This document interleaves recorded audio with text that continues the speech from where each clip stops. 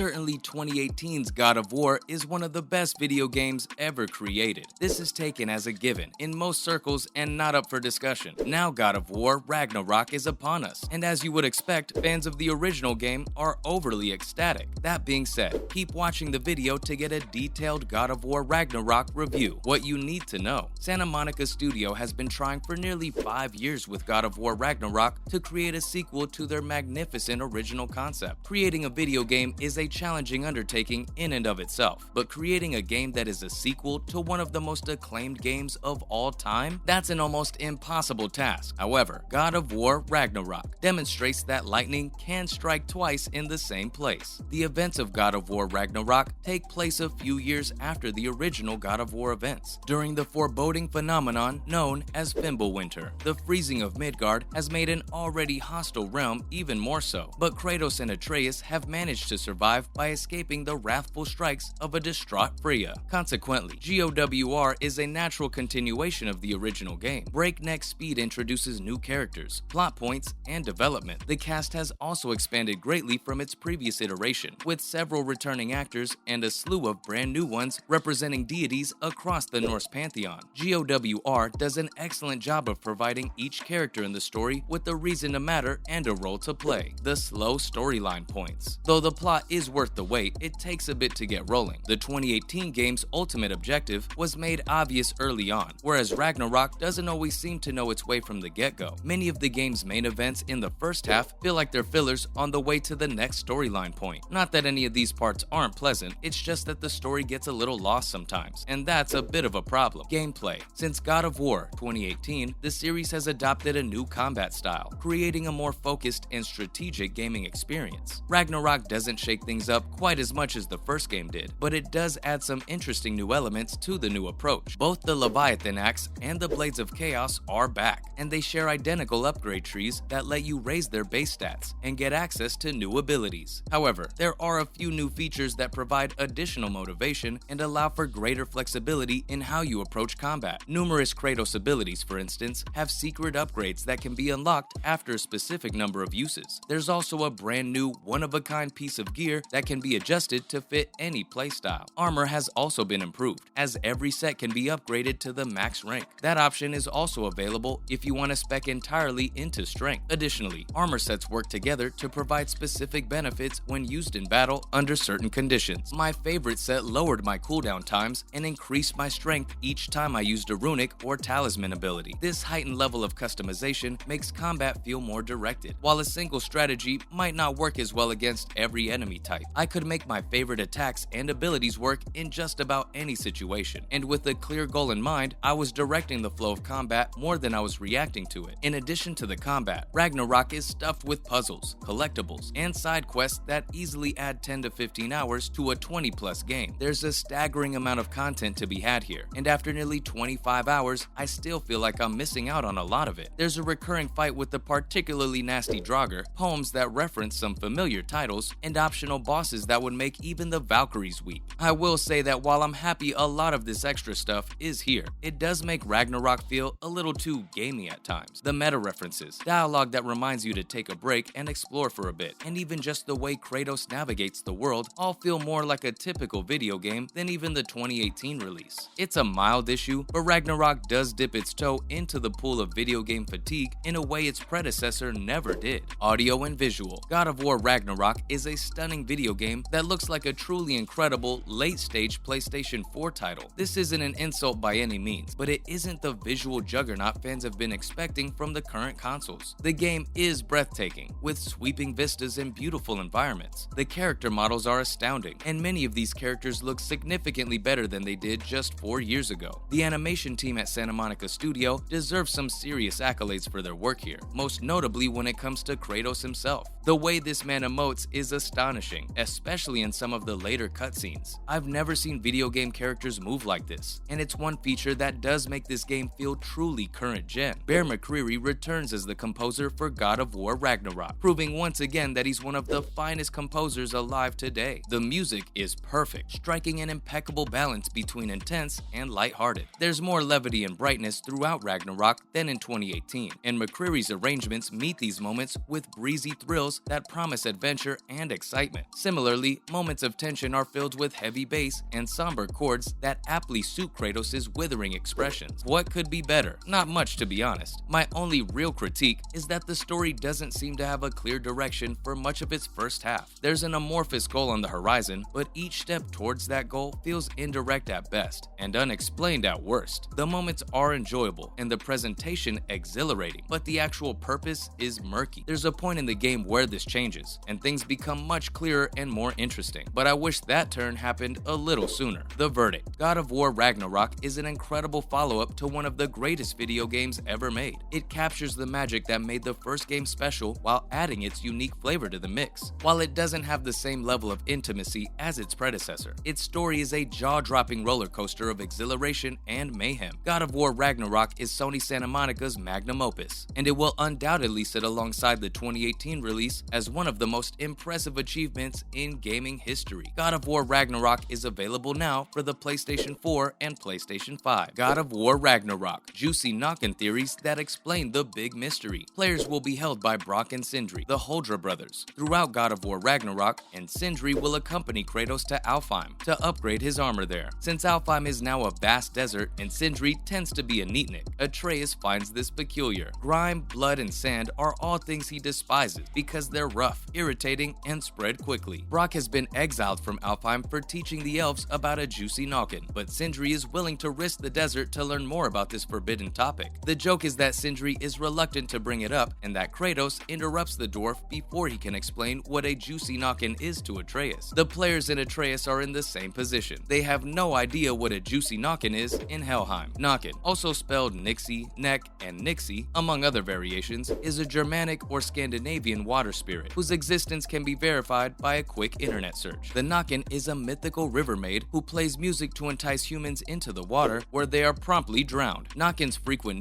is also a common occurrence. That is to say, they function similarly to the sirens of Greek mythology, whose alluring songs lead unsuspecting mariners to their deaths. A juicy noggin is fundamentally the same thing as a camouflage joke from Thundercats. It's even funnier because the audience has no idea what the term means or what it looks like, but the characters using it do, so they can play the conversation straight. In addition, we can use the available information to make a reasonable guess. According to Reddit users, the three most plausible interpretations of juicy noggin are: A, a synonym for skinny dipping; B, a act involving water; and C, Brok's nickname for his reproductive organ. So, have you had the chance to play God of War Ragnarok? If you have, why don't you tell us about your experience in the comment section? And do you know what else would be great? Liking and sharing the video so your pals can watch it too. Remember to subscribe to the channel and smash the notification bell so you'll know when we upload another interesting video like this. Thanks for watching, and we'll see you next time.